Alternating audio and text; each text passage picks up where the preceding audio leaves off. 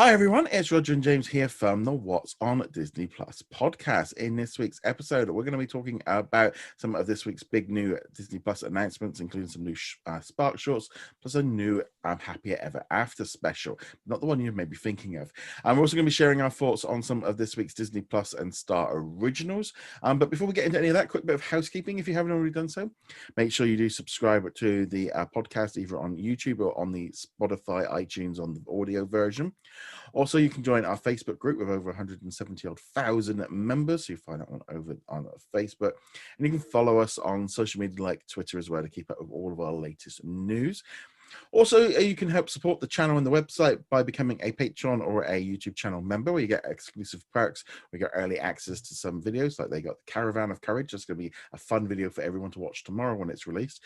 They also get special emojis. They get to take part in the weekly Q&A, and there'll be a Q&A this coming Sunday live on YouTube. So a big thank you and hello to Jay Blue. We've got Raphael, My VCS Still Works, Bina, Joshua, Adam, Dawn, Martin, Jeremy, and Sarah on the YouTube. And then over on Patreon, big hello and thank you to Sarah. Thank you for all of your support. Really does mean a lot. We've also got Andrew, Jacob, Caleb, Red Marsman. Hello to Arrow G. He's a new patron as well. Andrew, Cody, Darren, The Juice, Lauren, and finally, thank you, James. So there we go. Let's jump into it. So let's jump into the big news. Billie Eilish, we're going to be getting a cinematography. I can't even say the word, it's too early in the morning. We're getting a new concert experience, which is called Happier Than Ever, A Love Letter to Los Angeles. It'll be coming to Disney Plus around the world on Friday, September the 3rd. It was actually filmed by Robert Rodriguez, who is currently behind The Mandalorian and the upcoming Book of Boba Fett's show, or as I like to know him as one that did Desperado and all those great movies back then. So this one's going to be all 16 of the tracks from the latest album, and she'll be performing them in order. There's going to be orchestras and stuff, also animations and a tour around Los Angeles. I'm like, okay, I'm not too familiar. I've heard of a couple of her songs and stuff, so it's fine. But I think this is a good move for Disney to kind of go after a different kind of audience, do something a bit different. I mean, I think the Taylor Swift one was very popular. We also had Beyonce's album Black is King.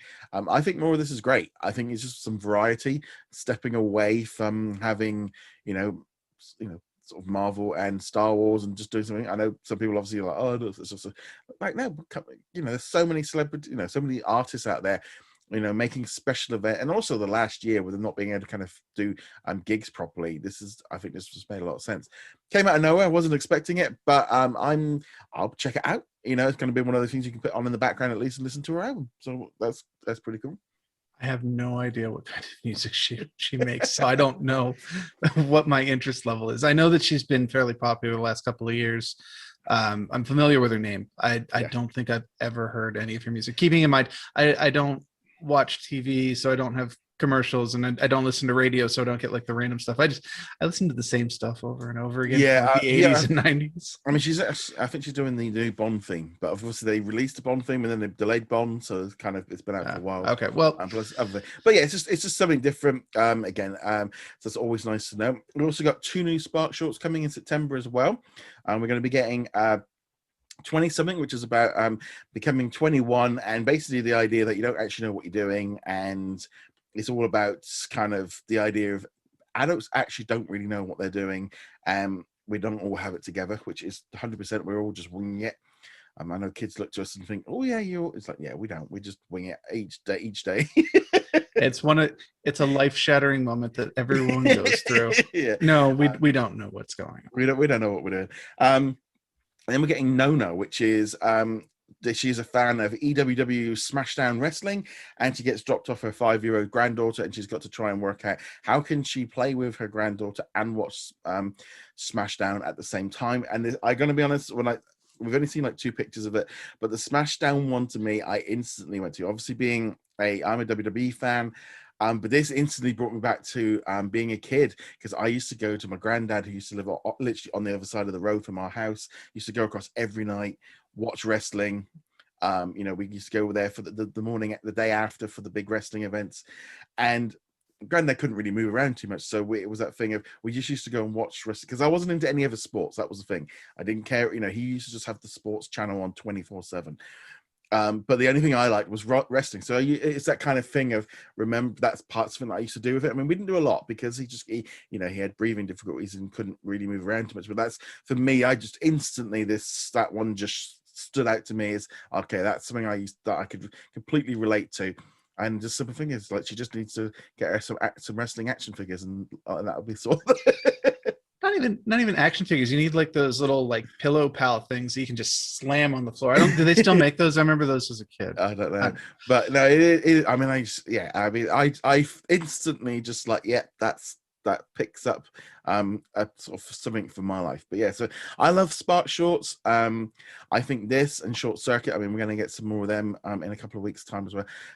I think this is great because it gives you new stories, something different, things, something unique. Give some people some chances to take some experiments, take a chance on new people, give them a go. I can't see any downside to SparkShorts and Shorts. I know some people are like, oh, it's just Shorts. They're like, this is what Disney grew from. This is, they started with doing Shorts. The whole company is based on what they did with Shorts back in the 30s and the 20s. Like, you can't stress the importance of Shorts to Disney. and they're so weird too. The old ones. Like, I think we did a handful of retro reviews of some of the old ones, like the original one, Steamboat Willie, and there was the one with the plane, and they're just so off the wall. And you look at the SparkShorts, and they're like pretty tame by comparison.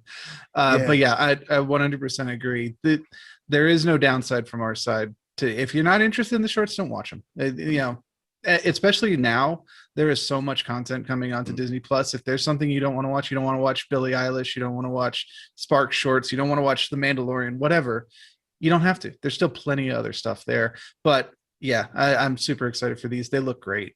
Yeah, I mean, to me, I just really, really loving the whole thing. But that kind of was pretty much the main bit of the news this week. There wasn't any big trailers.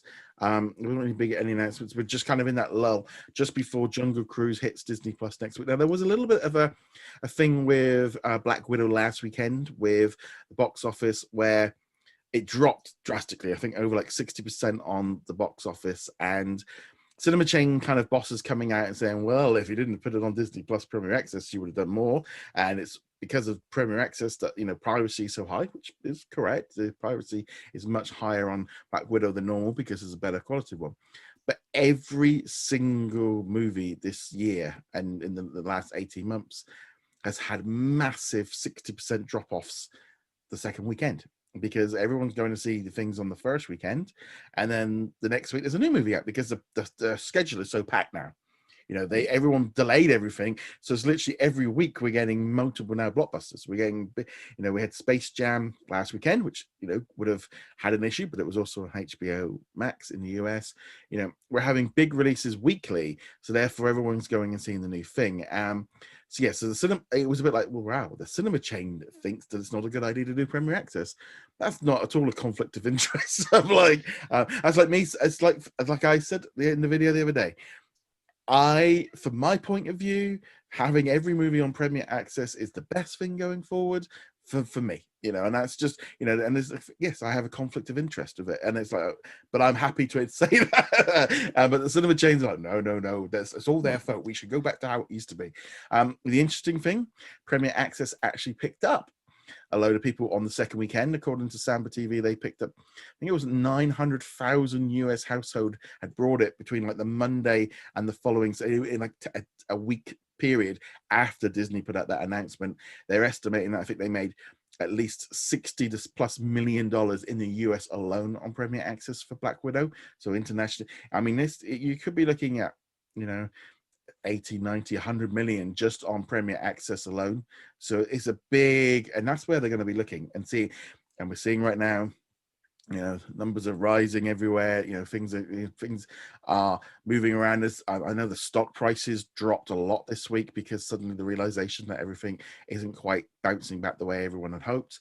And yeah, so it was a little bit of kind of like a lot of news about the box office. It'll be fun to see what happens with Jungle Cruise next week, if we get another big announcement. And yeah, it's just been a lot of buzz. But also, I think Suicide Squad is next week, And there's a lot of pressure being put on that of going, if does that follow the same thing of what happened with Black Widow? Right, but Suicide Squad I think is on the 6th, August 6th. It might be on the 29th. But yeah, it's also going to be on HBO Max, which of course you don't have to pay extra if you have Max, so it's just right there. Whereas Black Widow, Jungle Cruise, they have that additional cash barrier. And I think Black Widow is going to be the odd one out, because Black Widow is the one you can definitely go, it's a Marvel movie, we've been waiting for this, it's going to be entertaining, I can justify spending the money to have this, and most people will probably watch it multiple times, even if you don't have young kids. Harder to say on a product like Jungle Cruise, where it's a little bit of an unknown. The trailers look really good, but the track record of ride-based movies isn't that great. I mean, Pirates of the Caribbean is the obvious exception, but it's a bit of a risk. Now, I'm super excited for it. I'm actually going to see it in theaters this coming week. Again, single, it makes more financial sense. But for most people, I could see them going, $30, Jungle Cruise. Maybe we'll wait for some reviews, which I believe should be out by the time you see this or hear this. Yes, there is. There'll be reviews going up on Tuesday on the website, and we can kind of talk about it kind of late Saturday. So, but one other thought on that, which is, Black Widow, again, is the exception. So the usual drop off in theaters, that's actually not weird. If you look at the summer release schedule going 2019, 2018, 2017, and so forth, it's normally back to back blockbusters. You have your 1 weekend really, where you are the king or the queen, and then the next week the next big blockbuster comes out. It'll be the Fast and the Furious movie or something like that, and then the week after that is a new one. The number one spot rotates so often in the summer. Now the drop off is bigger than normal, but it's not unusual. Well, Black Widow was on par with Ant-Man and the Wasp, and I mean the thing is, it was exactly the same number as the Fast and Furious 9, and that was the big comeback movie. The simple thing is, the way that people watch movies has changed, and the second weekend, and it just keeps dropping down. And this is why cinema chains and all the studios are all looking of why they wanted to shorten the window, because they were seeing this, I think, even before the pandemic, where the audiences were like, well, why are we having to wait so long for these movies to come out? Because ultimately this is what was happening. People weren't going in week 3 or 4. People had forgotten about it. At week 3 or 4, they were going, no, I'll just wait now. And that was what was happening. I know I'm the same. If I don't see it in that first week, I won't go see it. It's just because by then you're like, well, I might as well just wait and rent it now. And that's what the majority of what people do. And that's why they've been trying to get down to this 45-day window. It'll be interesting to see what happens with Free Guy. They've been kind of really pushing that one on. I did actually, there was a couple of other trailers I just remembered then.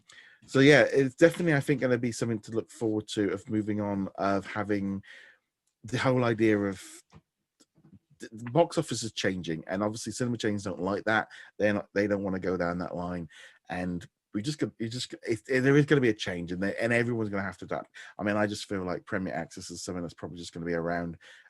If Jungle Cruise is successful as well, I just think they'll be running that one probably permanently.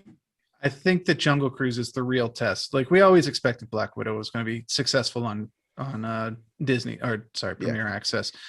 For the reasons I said earlier. Jungle Cruise, if it is successful, if it makes a number that makes the executives happy, then that bodes well for the future of Premier Access, or bad, depending on your point of view. But of it continuing forward with new releases. Now, will it be day and date with launches? Will it be how they do the 45-day window? That's when Premier Access starts. Who knows? Yeah. Okay, so that's obviously the box office. We're gonna have to keep an eye on it. It'll be interesting to see how all this works out over the coming weeks, and it's really, I think, going to be what happens after Jungle Cruise. We did get a trailer for. There's a lot of more publicity about Free Guy, because obviously that's hitting cinemas only on August the 13th. I think August 13th. So that's gonna be something that will be moving forward. I'm really looking forward to that movie. It just looks a little fun. We also got a new trailer for The Last Duel, which is a new movie coming out in October. I think it's Ridley Scott with Matt Damon and Ben Affleck, and also Jodie, I can't think of her name. She's also in Free Guy. That one, looks so. I'm gonna be fun. It looks pretty old fashioned. It's also got was it got Kylo Ren in that? I can't think of his name. Adam Adam Driver. Driver. Yeah. Just sort of going back to knights and like old time England. Along the lines of, is there no English actors available? Do we have to... That was definitely something that stood out to me. I'm like, why are you using it? And it's not even English actors. It's supposed to take place in France. Yeah. You know, and it's like Matt Damon's the best you could get for a French knight. Like, yeah. No offense to Matt Damon, but Yeah. you're not who I think of when I'm casting a French accent. So that one looks pretty interesting. I saw the trailer and thought that looks pretty cool. So that will obviously end up hitting Disney Plus internationally on Star. It depends on how we're in this like weird zone right now where we're going to be going into like, we're almost in like new territory where we don't know what's happening. How is the new release schedule going to work? You know, how does the 45-day thing work? How quickly are these things going to arrive on Disney Plus? You know, we've not had enough experiments to see what's happened because everything's moving around so much.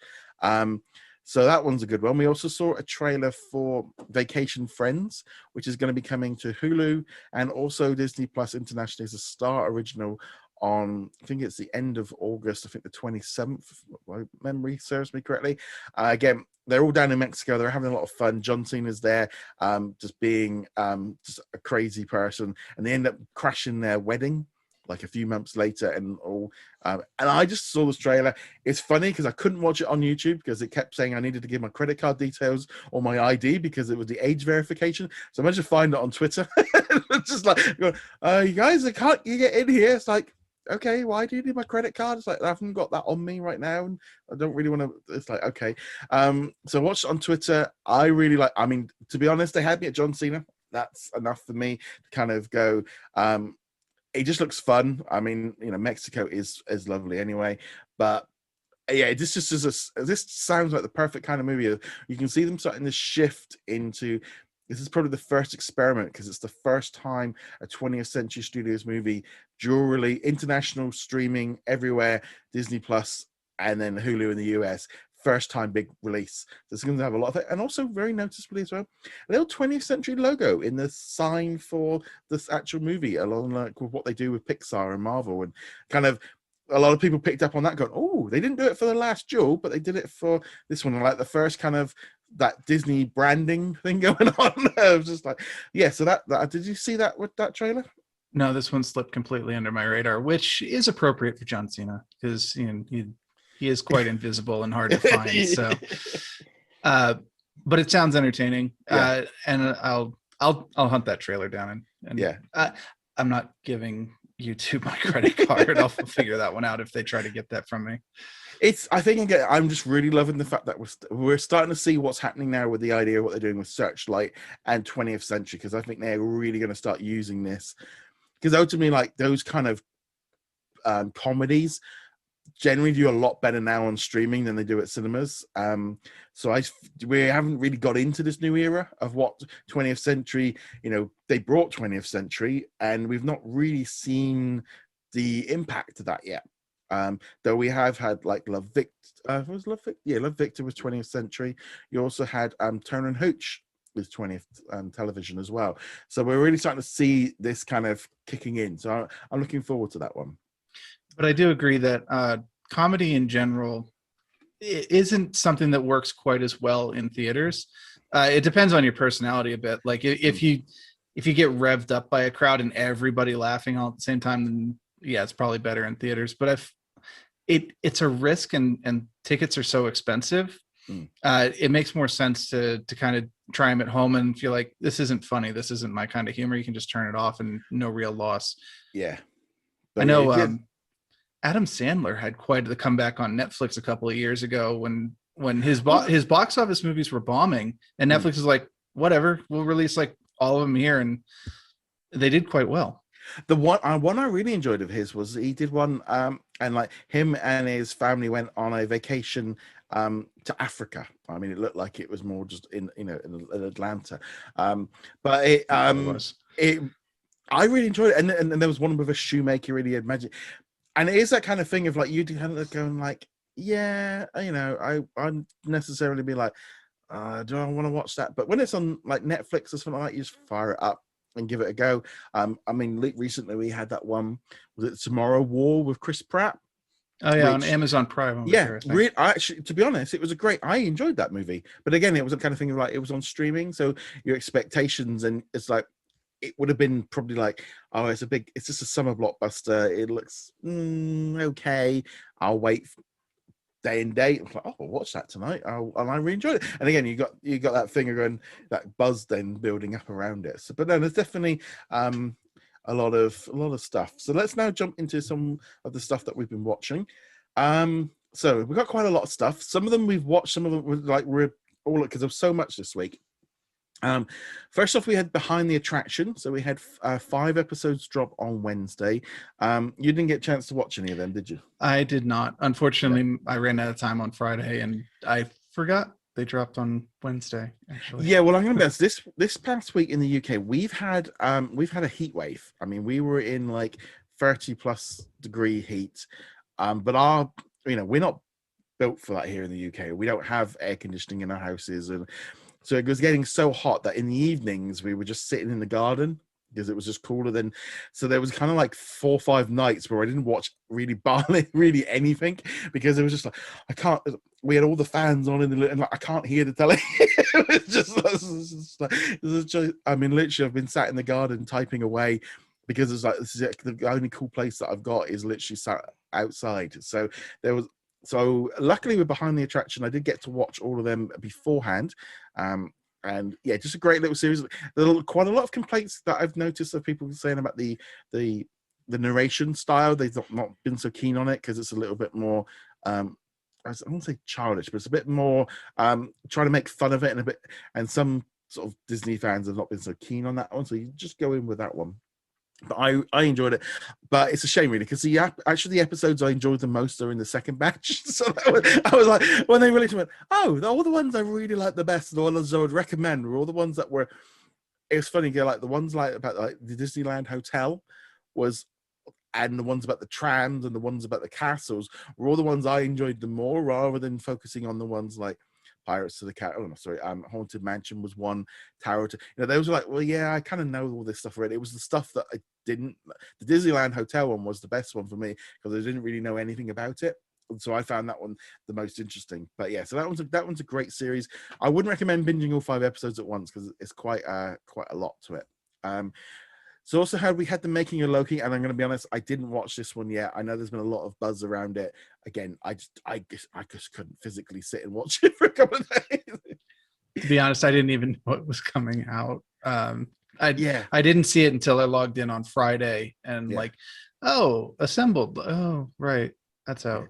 The Okay, so interesting I need to thing watch it. Yeah, the interesting thing from that one is originally they showed some concept art, and there was going to be a variant of Rocket Raccoon in the TVA, but they cut it. Oh, that's too Um, bad. that's like, that would have been such a cool, and I think that would have been a great way of making it part of the bigger MCU. Had there been like and also, well, they could have done that with social distancing. It kind of feels like, man, that would have been so cool, because that would have been, just a random rocket. But then, yeah, it would have probably overshadowed Loki then. Well, that and the special effects budget for Rocket by himself is crazy. Yeah. I mean, so that was pretty cool. We also had the brand new series Turner and Hooch. We had the first episode of that one drop. I enjoyed it. It's a lot of fun. There seemed to be quite a lot of people kind of, I think expectations were low, but people enjoyed it. Did you happen to catch that one? I did watch that one. That one was the first thing I saw this week. Actually, Yeah. I was a bit disappointed. We talked about it Yeah. last week, or you talked about it, I should Yeah. say. And I had the same basic reaction. It's kind of like, this is just the movie, but without Tom Hanks. And the main character, I don't know who the actor is. He just doesn't have the charisma that Hanks had back in the day. Well, still has, but even back then. He just looked a little bit like he's way out of his depth. Maybe as the show goes on, I'm thinking that might improve, because that sometimes happens with the shows. And I also feel as well as when we move on to the future, when they get away from trying to recreate it and start trying to find their own voice. Because the first episode was very much like, right, we need to set up that this is people. We need to give people something familiar with what they know, so that we get them to stick around. But then we'll just see where it goes from there. And it did play it just a little bit safe in that regard. It's like you could have tried something. I mean, the main difference is that the dog doesn't get shot like he does in the movie, which I think that is an improvement. I think that would have been pretty bad for a new series called Turner and Hitch, and they killed their dog off in the first episode. Absolutely, I agree. I think it would, and honestly, I didn't want them to kill the dog in the first place in the movie. I was like, please let him live. But no. That said, the only other part that really annoyed me was they're really going with the girl is obviously very interested in Peck, and he is apparently completely oblivious and just like, can we? Yeah, I mean, it's 20. Yeah, she was sending him so many signals. It's 2021. Can we not do this plot again? Yeah, heck, just have her ask him out. It's 2021. Yeah, it was. We're gonna see how this one goes. We also had a brand new movie, Stuntman. That was a documentary all about Eddie Braun, who kind of recreates a Evel Knievel stunt where he jumps over a canyon in a rocket.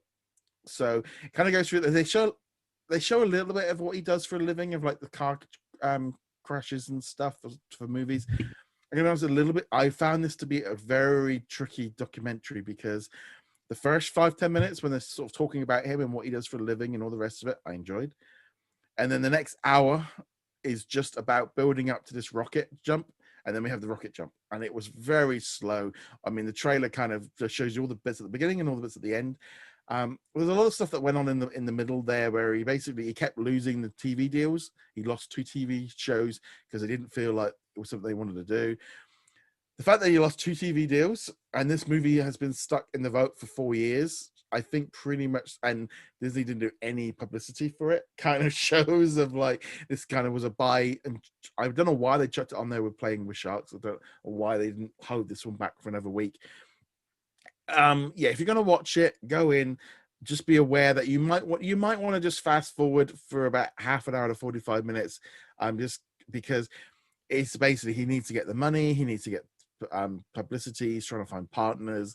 Kind of interesting as well, where they went to the place where they were doing the jump, and Evel Knievel would left the place owing a lot of debts, and the people were just not happy with them redoing it. The problem, again, when we say about, it was kind of reminded me, like Josh Peck, when you said about his charisma, this is another one where Eddie doesn't have it to hold the movie together, the documentary. I mean, he's a nice enough guy, he's good at his job, and he seems a really nice bloke, but that's all it is. And it was a little bit along the lines of, I did check quite a few times, but how long have we got left? Okay, like honestly, if I wasn't doing a review for it, I would have fast forward. That was, and if I'm not feeling like that with a movie, that's like, with a documentary, it's like, yeah, that's not a good sign. It's pretty much exactly what I was afraid of last week. I remember saying, like, if this is all about the rocket launch, I don't think it's going to be all that good. And yeah, it's all about the rocket launch. And let's be honest, there's been 2 rocket launches in the last week with billionaires, and with Dr. Evil flying up into space. And ultimately, I was a little bit along the lines of, a guy flying in a rocket over a canyon. We've got billionaires building rockets now, going to space for jaunts. The level of it was a bit along the lines of go. I even put it in the review. They go, "I'm sorry, but the level is just, we've got guys going into space with their own built rockets." And it also, I think, depends a bit on how much you idolize Evel Knievel. I know today he's got lots and lots of fans. People love the stunts that he did back in the day and all the wild nonsense he was up to. I don't fall in that category. I never idolized him. My first encounter with his legacy was a book about him, and the book was not flattering at all. And that kind of painted the picture of him for me moving forward. So even with people going like, "Ooh, he jumped over the canyon and he did all these cool things with cars in Vegas," and like, yeah, but he was like a complete jerk. And I don't know. See, again, it wasn't necessarily something we were aware of over here. He wasn't like pushed so much, I think, here in the UK. To be honest, I think I learned more from him from Toy Story 4.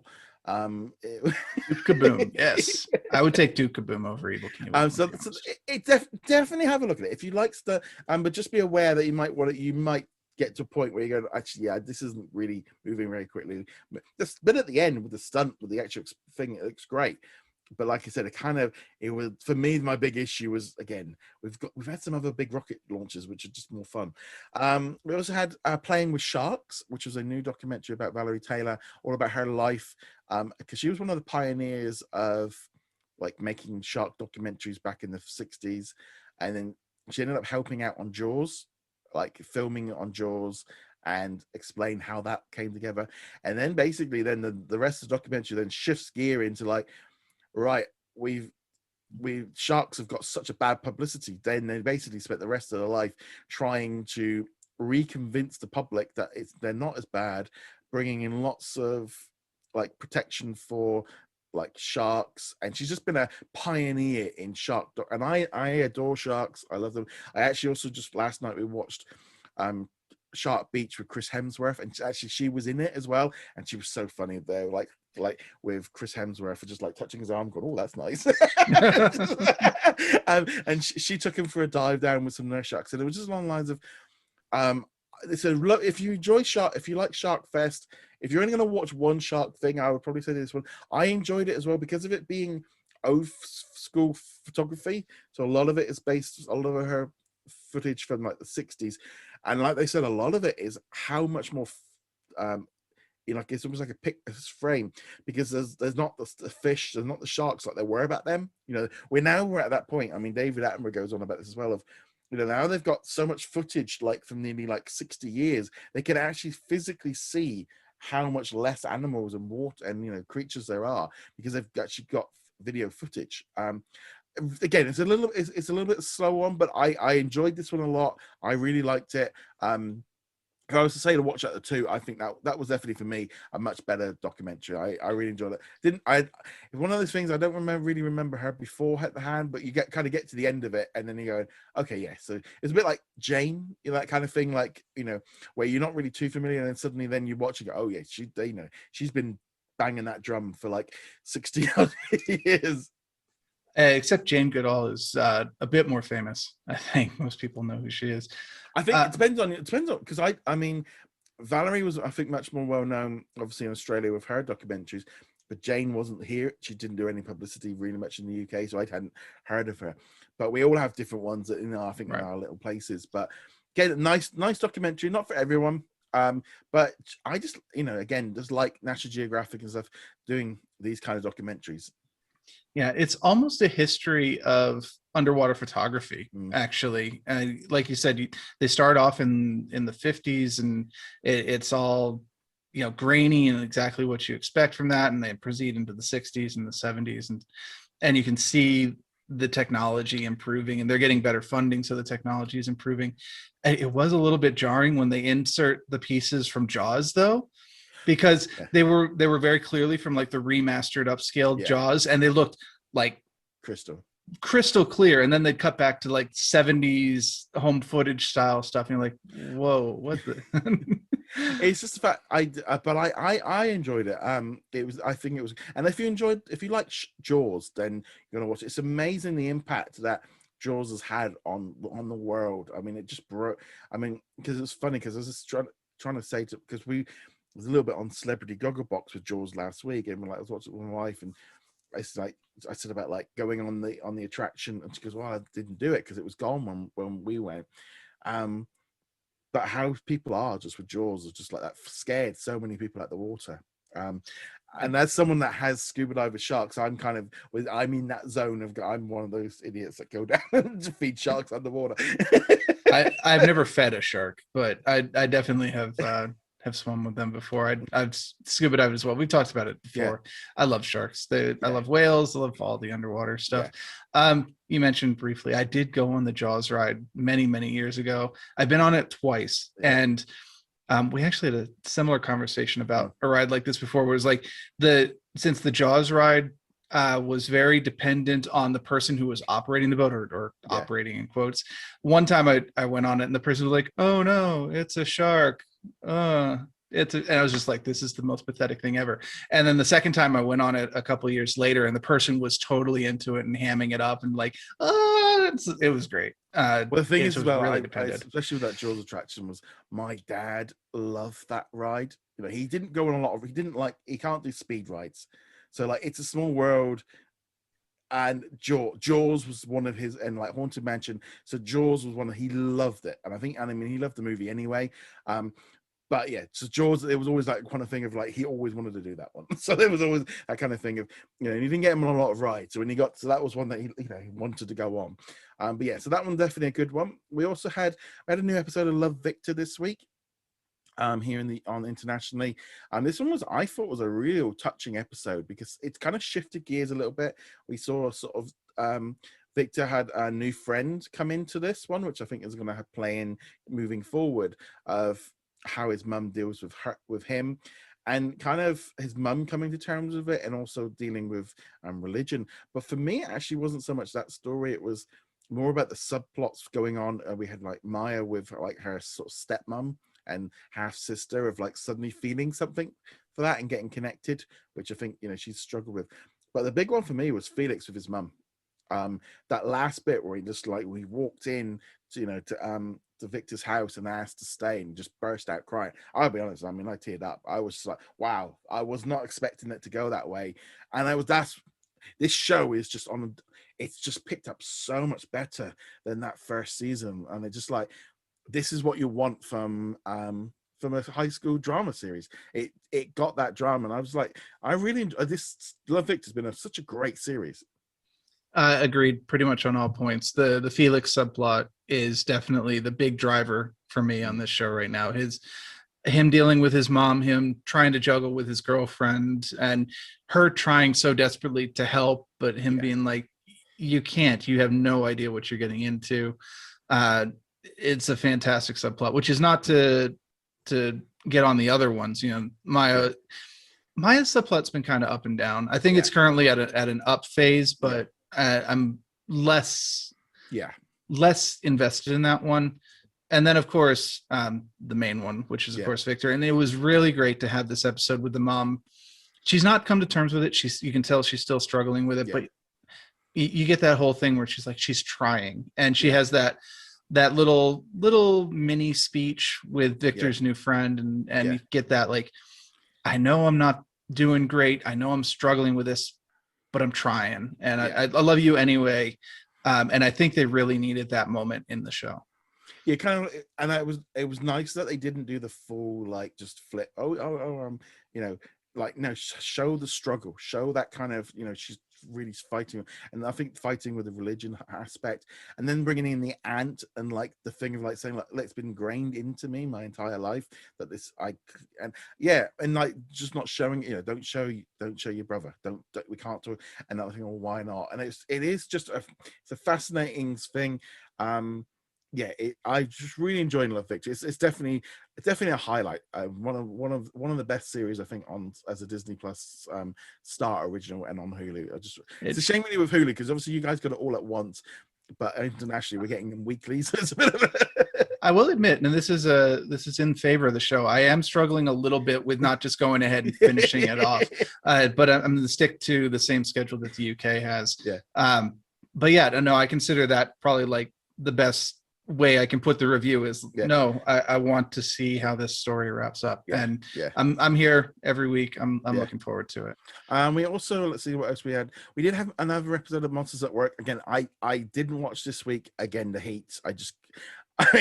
I'll watch it next week when it cools down a bit. It's pouring with rain now, so the heat wave's gone. Well, living out in Colorado, I definitely know the power of rain in terms of cooling things down, because normally it's pretty rare, not right now. But I did watch this episode. We'll talk about it real quickly because we kind of skipped it the last couple of weeks too. It's a very safe show. That's probably the biggest way. It's very much for kids. It does not have a lot of humor for adults. You can recognize the cliches right away. It's still well executed, but honestly, each week I'm just kind of like, whatever. And this particular episode, I know you haven't seen it, so I won't go into too much, but it's I'm not worried. I know. I'm not going to hit you with huge spoilers because there aren't any huge spoilers. It's a bowling episode. There's a big bowling tournament, and Mike's heretofore unseen rival, who is a purple Mike, shows up, and apparently he's an amazing bowler, and they have this huge rivalry that we've never heard of before. And it goes exactly the way you would expect, where Mike gets in over his head and needs help, and the people who help him, he thinks they're going to be amazing, but actually they're terrible. And I am convinced that this entire episode simply exists because somebody wanted to make the pun the Big Wazowskis instead of the Big Lebowski. I'm certain that I was half expecting to say he has to become a bowling ball at some point. But they do have that joke in there, but it's not part of the championship. But no, it feels like the entire thing is just, we wanted to do the Big Lebowski, but it's the Big Wazowski. I'm like, yeah, it's just fun. It's just like, again, it's nice having all this choice. We also had the Mysterious Benedict Society, a great episode. I really enjoyed this one. Again, we're in that stage now of the build up has been done, and now we're getting the payoffs. It's quite been a slow build. It's a very slow series, dripping, and I'm in. I've just really enjoyed this. It's just something. It just feels different, and I like the aesthetic. I like the characters. I like the kookiness. I'm just really enjoying watching this show every week. And again, there was we were getting that thing of like the what's going on between Dr. Curtin and Mr. Benedict and their history. I still think the adults definitely feel like they haven't got a clue what they're doing. I don't know what the two women are doing. They're just arguing. And then you got Milligan out in the sub. I love the fact he's in the sub. And then there's this whole farm and left him there at the bottom. I go, how are they going to get out of that? And it was like, they used some budget. And like there's the city, and and then we got just what's going on with Sticky. With like, he loves being in because he gets out all of his anxieties, and he's kind of falling for it. Of like he's got a lot in it. I just really enjoyed this episode. It very much feels like a drug metaphor, honestly. Like he's gotten addicted to the reduction of anxiety that he feels by being in the Whisperer, and it's a really interesting subplot. And it's great to see the actor also getting a chance to just not be stoic and completely uptight and actually smile and laugh and have emotions. It's great to see that, because up to this point it's really been the two girls, Constance and Kate, where they have personality, and then the two boys are just, yes, we must be on mission, we must do the things, and seeing Sticky finally get to let loose a little bit was great. Also agree about the submarine. That entire plot is just highly entertaining to me. He's like, I built this to spec, it's perfect, and of course it starts breaking within minutes of him going underwater with it. I really like Milligan as a character. He's definitely the favorite of the adult characters. But I'm just really enjoying this. It is definitely a bit of a slow one. I do wonder if kids are getting was there enough in there for kids to keep them going on this one? What I'd love to know what the viewing of, because to me this is like so much better than so many other shows that we've been watching. I'm just enjoying it, and that's as an adult, and it doesn't feel like a kids show. Does that it kind of feels like you're watching a family movie kind of thing? No, I've said this before. It really feels like a Wes Anderson film, or a Wes Anderson light, I guess I should say. It's got a lot of the kind of tropes that he uses. It's got a lot of the color palette that he uses. I could definitely see him having tried to adapt this at some point as well. For kids, I suspect that it's mostly Constance driving them forward, because her just zany, off the wall, deadpan, like evisceration of characters is highly entertaining. And then this whole subplot of her just going out and stealing a blue hat. Well, no, but then I really like that whole blue hat thing, because that was like the test of like, what is the control having? And they said it was an experiment, and getting everyone to buy the blue hats. And like for her, because obviously she's hearing it, and that's like her super ability. She needed to go across and get one. She had a drive to go get one because Sticky told her to, they basically told her to go do it. And she was in control of herself, but at the same time, she that feeling that she had to go and do it. I just, again, great episode. I highly recommend this series. Feels kind of nice having this one to kind of, this kind of slides into that like big shot thing of going, please watch it. Please give this one a chance. I know, like people saying, it's like, no, this one's a really fun little series. Yeah, we know you're not going to listen anyway, No. but you should watch Yeah. it. High School Musical, the musical, the series. We had the penultimate episode this week. This was a solid episode. A lot of Beauty and the Beast stuff because they're actually doing the performance now for the actual first half of the show. A great kind of be our guest thing with everyone getting to show off. A fun little show. I mean, the plot in this one was very, very thin. Lily kind of steals so they can't do the big transformation. That's pretty much it. It was fun. I think all the Beauty and the Beast stuff, you could really tell they went full on, like, we're going to put on the best version we possibly can. They're all singing their hearts out, trying to kind of do the best they possibly can. And yeah, just a fun, feels like we kind of, that middle lull where they added an extra couple of episodes where they didn't need to. It kind of feels like, and I think next week with the finale, we're into like where it gets good, of when they are performing, and it's about being a musical.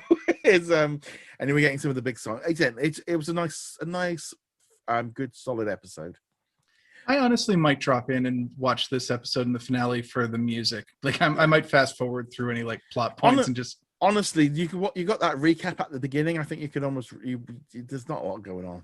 I mean, it's all very. I mean, there's no subtlety of like he looks at me, we linger. That's it. That's kind of like that's the entire episode, is just like what's going on there. We also got a new episode of Star Wars: The Bad Batch. So this one was them kind of rescuing Sid, but kind of trying to get control back. I really struggled with this episode of just like, okay. I would say on one side I'm disappointed with The Bad Batch, but I don't really have that excitement. It's not the first thing I watch anymore. Because I was looking, was there going to be spoilers? Like, I'll get to it at some point. It's going to be somebody turns up in it. That's basically the only spoiler there ever is. Except there wasn't in this one, or at least I didn't even know if that green guy had been in anything before. I was like, he could have been. I didn't pay. He might. Honestly, I can't even name if he is. So if he is, he's pretty deep dive on that. I have to say, I think this episode is the low point of the series so far for me. This entire plot was just nonsensical. The danger, it's filler. The danger was completely artificial. It was like none of this is relevant to anything at all. I mean, I'm only hoping now. I mean, we've got 3 episodes left in the season. So the next episode should be the conclusion of this particular story. Well, not the conclusion so much, maybe like a follow-up or a fallout from this particular, and then I'd expect the last 2 episodes to be a 2-part finale kind of thing going up against Crosshair. That's pretty much, I mean, we're at that point now. It's like, we got to do something with him because he's just really not been, he's barely been in it. Again, just found this out, but then we said this with Clone Wars. Clone Wars took years to get kind of into that point of getting to the good bit, and there was a lot of filler in between. And I'm fine with them coming back with some more Bad Batch. I'm perfectly happy with that. This is a show that needs to grow. And yeah, it's a fun little series, but this was a bit of a weaker episode. Yeah, no, the Clone Wars comparison is very apt, though. Like, we tend to forget those long batches of episodes which focused on C-3PO or Jar Jar or something. You're just like, can I skip this episode? Spoiler, you can. They're almost never relevant at all. And then we remember things like the campaign on Umbral with General Krell and the droids, the droid team controlled by the little mini general, and then of course the finale, the great 4-part finale. I suspect Bad Batch might end up in the same, presuming we get a couple more seasons where we will remember the really good episodes, and these filler episodes will just kind of fall away. And ultimately, this is what Disney are making these for, for kids. It's their weekly, and this was we grew up on TV shows where there was a lot of filler. There was just filler. And it wasn't even filler. It was just the show. It was just, the show was about selling the new toy. I'm gonna be honest, I watched some of the new He-Man or the Masters of the Universe yesterday that arrived on Netflix, and I kind of got a few episodes going, okay, they're taking the character, it's like it's not got He-Man, and I looked online and so there's this whole thing going on with them like changing what they were doing with it, and I was just like, okay, so this is the thing when you go back and like trying to recreate stuff and do something differently. Of the same thing with the Transformers series that Netflix have got. trying to go back and take in franchises, it's such a hard one because they you can tell we want to tell new stories and we want to do new characters and the people just go, no, give us this, we want what we want. We know what we want. Stop messing. And sometimes you think like that with like Disney plays safe with doing these shows and these movies, and like in some, and we go, well, they don't, just like, well, no, because so sometimes like just give the people what they want. It's like Monsters Inc. We really, in all honesty, we just want more Mike and Sully. We don't really, no one really wants Tyson and all the rest of it. We don't want that. Everybody just wants the main bits with Mike and Sully. And this is where that core argument comes in of we don't want as many reboots as everyone seems to think we want. Now, granted, they look at the numbers and people watch the reboots. So from their perspective, it's of course fantastic. I'm sure the numbers on Monsters at Work are solid, if not amazing. Turner and Hooch is probably doing better than it would have been if it was just a dog and a cop that had no connection to the movie. But I think as consumers, we really do want new products because we come into them without preconceptions. If I'm going to go and watch the new Teenage Mutant Ninja Turtles, I'm going to be like, no, I want the turtles that I grew up with. I don't want whatever this is. But if you do a completely different series that stars cats that are ninjas or samurais or something like that, I'd be like, all right, I have no expectations. Let's see what you got. Throw your best at me, And I think like, you look at like this week's originals, and I think it's like where like the Mysterious Benedict Society stands out because it's doing its own thing. It doesn't have any franchise. It doesn't have any, and I'm enjoying, and you don't know where it's going. I mean, obviously if you've read the book, you know where it's going. And I kind of then look at sort of like High School Musical, the musical, the series, and even Love Victor, they're based on established franchises, but they're going off in a completely different place. Because High School Musical, the series, is nothing like the movie. They are so. I mean, I still think it kind of it maybe would have done as well had it been something a bit different. Love Victor is slightly far enough away, but it does feel like, especially like with this episode, they're moving away from the Love Simon connection that they had in the first season. There's been hardly any reference. He's not asking him for advice and all the rest of it the same way he was. And it is that kind of thing of letting them go off and find their own feet, but they're still like launching it onto something, like piggybacking it to try and get people in. It was actually a good way of doing it. And of course, at the beginning of this episode too, they inverted it where instead of Victor reaching out to Simon, it was the new kid reaching out to Victor in the way that Victor used to do it, like literally just copying the format across. But it works in this case because they'd established it. And I think that's also kind of why Turner and Hooch works well enough as well. It's not a reboot. It is a continuation. So you're not like, okay, when's Tom Hanks going to throw up? We know he's not going to show up. And we're not. They made it very clear. They made that very clear. But, it's news stories. So we're not trying to recap, which is probably why we're so annoyed at the first episode where they did try to recapture the original movie. But we're generally okay with that. But new stuff. Bring us the Benedict Society. Bring us Big Shot. Bring us, heck, even The Right Stuff, which is a different view on a previous story. And of course, those are all the ones we're like, you guys should watch this. And then, of course, nobody watches it. It is that kind of thing. I think, like, it does feel like sometimes with some of these shows, like we get like new things coming along and like I can see, it doesn't get the attention. It doesn't get the same like the interaction on the Facebook group. I can see in the views, or you get the stats, and that's like I can you can see what's pulling in and what isn't.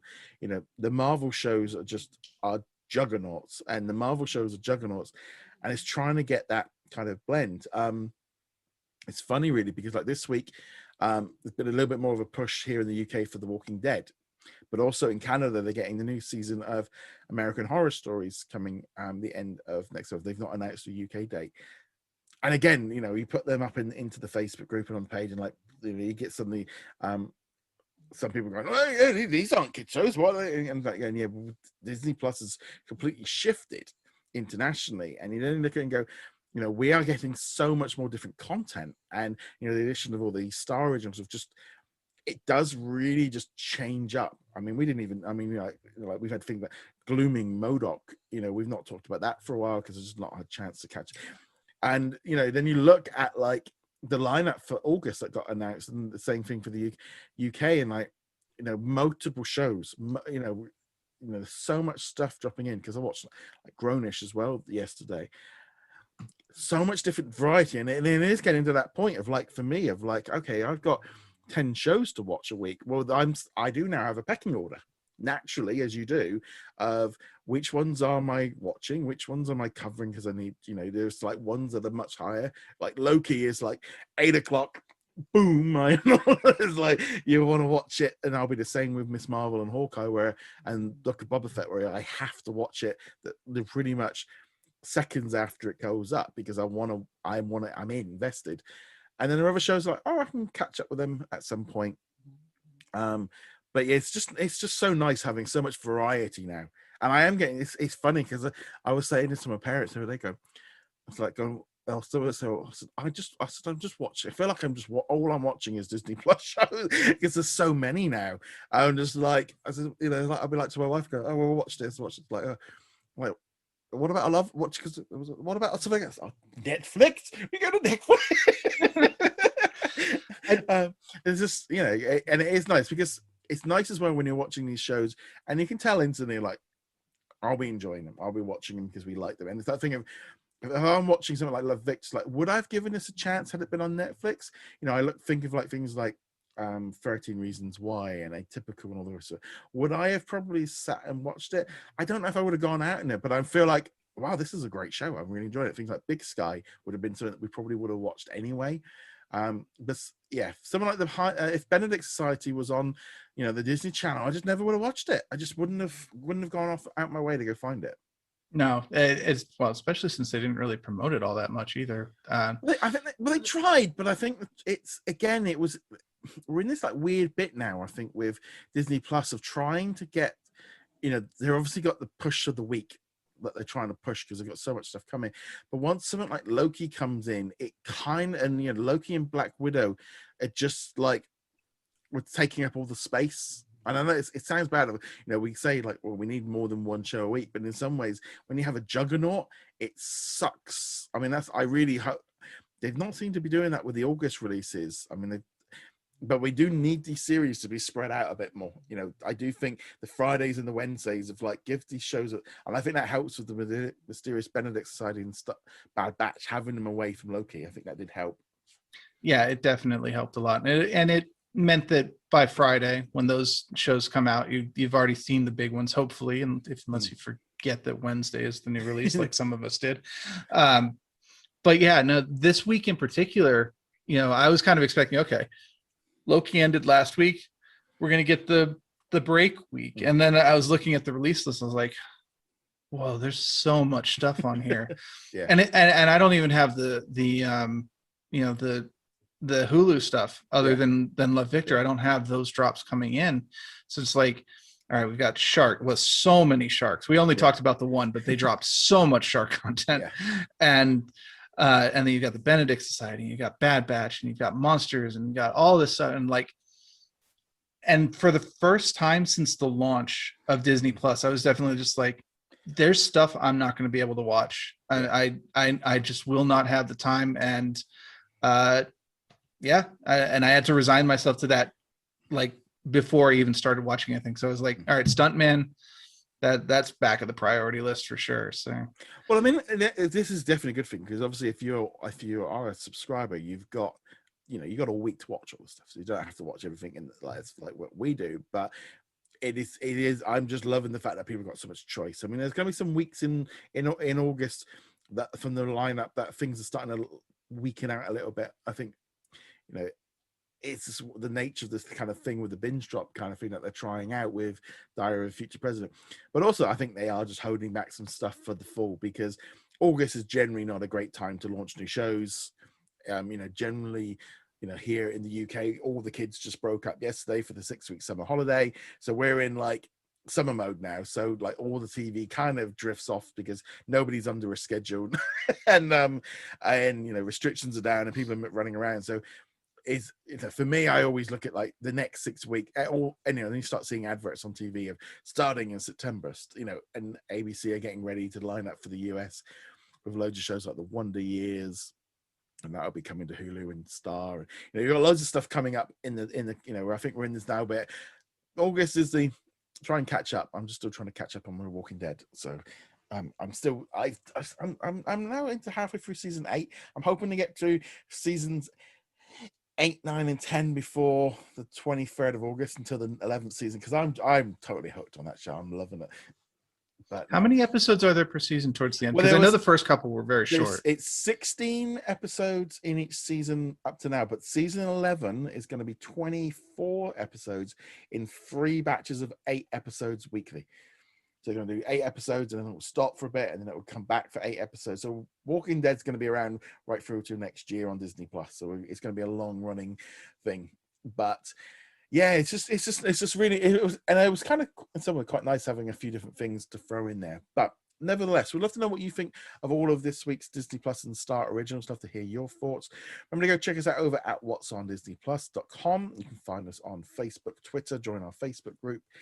And also, if you want to become a Patreon or a YouTube channel member and help support everything, that would be fantastic to help pay the bills. That's great. And on that note, guys, thank you very much. We'll see you guys soon. Later.